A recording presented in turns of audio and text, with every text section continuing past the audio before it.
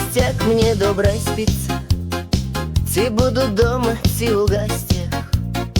Бо жонка гэта тэлевізор, які не выключыць ніяк.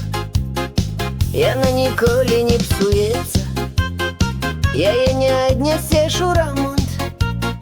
Зранку до вечара прашэцца, і век голодны мой жывот.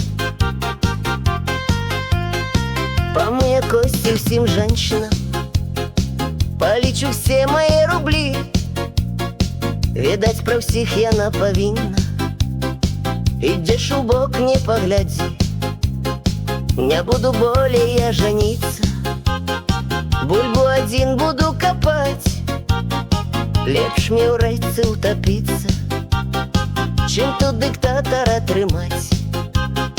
Я холостяк, мне добра спіцца.